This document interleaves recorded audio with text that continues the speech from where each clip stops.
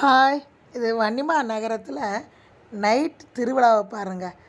Light setting எப்படி வச்சுருக்குறாங்க பாருங்கள். ஆர்ச் வந்து அப்படியே கோபுரம் மாதிரி, அந்த மாதிரி எல்லாமே பல்பு, சின்ன சின்ன பல்பு, ஆர்ச்சு தெருவே லைட் போட்டிருக்காங்க பாருங்கள். பார்க்குறக்கே நல்லா இருந்துச்சு.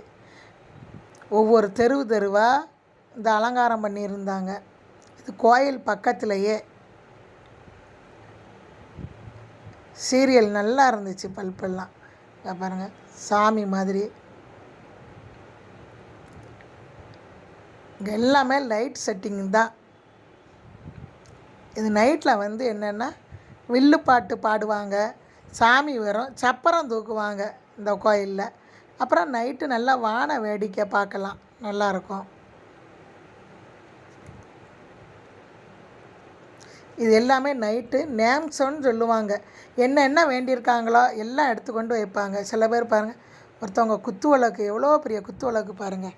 கோயிலுக்கு நான் ஏதாவது செய்கிறேன்னு நேம்ஸத்துக்காக வேண்டி வைக்கிறது.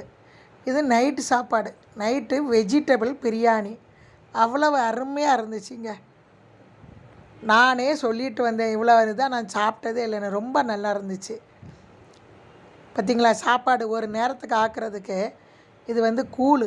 ஒவ்வொருத்தருக்கும் ஒவ்வொரு இது நேரமும் சமையல் செஞ்சுக்கிட்டே இருப்பாங்க. இது நைட்டு சாப்பாடு பாருங்கள். அவ்வளோ பேரும் வேலை பார்த்துக்கிட்டு இருக்காங்க. அங்கே எல்லாருமே இவங்கள வீடியோ எடுங்க, முக்கால்வாசி இவங்க தான் நல்லா வேலை பார்த்துக்கிட்டு இருக்காங்க, இவங்கள வீடியோ எடுங்கன்னாங்க.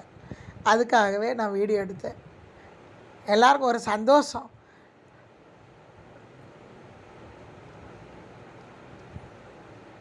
மூணு நாள் தொடர்ந்து இவங்களுக்கு வேலை தான். அப்புறம் நைட்டு திருவிழா. இந்த அக்கா பசங்க பூரா அவ்வளோ ஃப்ரெண்டு, அப்பா அவ்வளோ பேர் என்னத்தையாவது ஒன்று சொல்லி கேலியும் கிண்டலுமா சப்பரம் தூக்குறதுக்காக ரெடியாக இருக்கிறாங்க. இது நைட்டு எத்தனை மணிக்கு தெரியுமா? நைட்டு 1 மணிக்கு நான் அந்த வீடியோ எடுக்கிறப்ப. அக்கா மருமக எல்லாருமே இந்த கோயிலில் போய் உட்காந்துருக்குறோம்.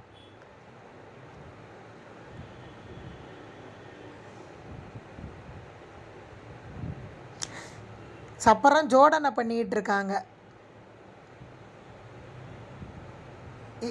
சில பேர் கேட்டாங்க, இதுக்கு பேர் தேர் தானே, ஏன் சப்பரம்னு சொல்கிறீங்கன்னு. அது வடம் பிடிச்சி இழுக்கிறது தான் தேர். இது வந்து தோளில் தூக்கிட்டு வருவாங்க, அதனால் இது நாங்கள் சப்பரம்னு சொல்லுவோம்.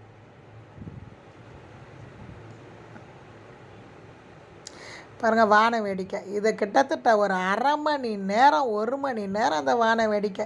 இதுக்குன்னே ஒரு இடம் தேர்ந்தெடுத்து பண்ணுவாங்க. பாருங்கள், சப்பரம் தூக்கிட்டு கிளம்பிட்டாங்க.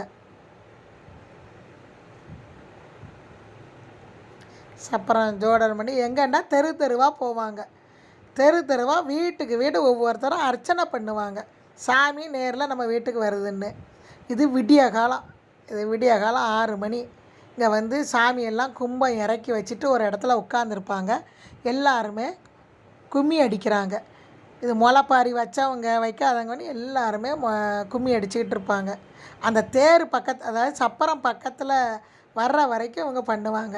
இது என்னென்னா, இது நேம்சம். யாராவது மாவிளக்கு பட்டி, 1000 கண்பானை அப்படின்னு இந்த பிள்ளைங்கள்லாம் 40 நாள் வீட்டுக்குள்ளே விரதம் இருந்து 1000 கண்பானை மாவிளக்கு பட்டின்னு இந்த கோயிலில் வந்து செலுத்துறதுக்காக எல்லாம் ரெடி பண்ணி வந்துக்கிட்டு இருக்காங்க. ஒன்றா தான் வரணும். இது முன்னாடி வரும், முளைப்பாரி வரும். இது எங்கள் வீட்டு முன்னையே சாமி வந்துருச்சு. நாங்களாம் அர்ச்சனை பண்ணிடுறோம். நான் அக்கா மருமக எல்லாருமே நாங்கள் அர்ச்சனை பண்ணுறோம் சாமிக்கு.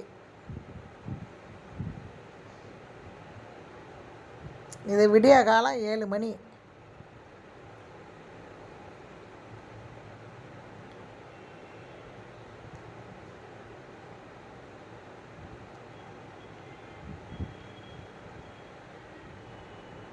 பசங்க எல்லாமே களைச்சி போயிட்டாங்க. இது தோல் பட்டையிலே தூக்கிக்கிட்டு வர்றதா. எல்லாருமே நைட்டில் 1 மணிலேருந்து பசங்க தூக்கிக்கிட்டே வர்றாங்க. வீடாக தெருவாக சுற்றிட்டு அப்புறம் கோயிலுக்கு தேர் வரும். எனக்கு அப்படி தான் வருது, சப்பரம் வரும். இப்போ பாருங்கள், சப்பரமும் கொண்டு வந்து இறக்க ஆரம்பிச்சிட்டாங்க. இது 3 தடவை இங்கிட்டும் அங்கிட்டும் போய் அப்படியே இறக்கி வச்சுருவாங்க. இறக்கி வச்சுட்டு அப்புறம் நாங்கள் போய் கோயிலில் போய் நாங்கள் சாப்பிட போயிட்டோம். ஏன்னா 3ஆவது நாள் கடைசியாக சாப்பாடு. இது வீட்டில் இருந்தாலும் எல்லோரும் வந்துடுவாங்க கோயிலுக்கு வேடிக்கை பார்த்துட்டு. நாங்கள் அப்படியே சாப்பிட போயிட்டோம். இட்லி காலையில் இட்லி, கேசரி, பொங்கல். எங்கள் ஊரில் சாம்பார் ஊற்றுனாங்கன்னா அந்த இட்லியை உடச்சி விடுங்க, சாம்பார் ஊற்றணுன்னு சொல்லுவாங்க. இது எங்கள் ஊரில் எப்போதுமே தொட்டு சாப்பிட மாட்டாங்க, இட்லியை பிச்சு தான் சாப்பிடுவாங்க. அப்புறம் நானும் எங்கள் அக்கா மருமகளும் கோயிலுக்குள்ளே வந்தால் எல்லாருக்கும் ஆளுக்கு ஒரு சாமி சேலைன்னு கோயிலில் கொடுத்தாங்க. சாமி சிலையை நாங்களும் வாங்கிக்கிட்டு அப்புறம் வீட்டுக்கு வந்துட்டோம்.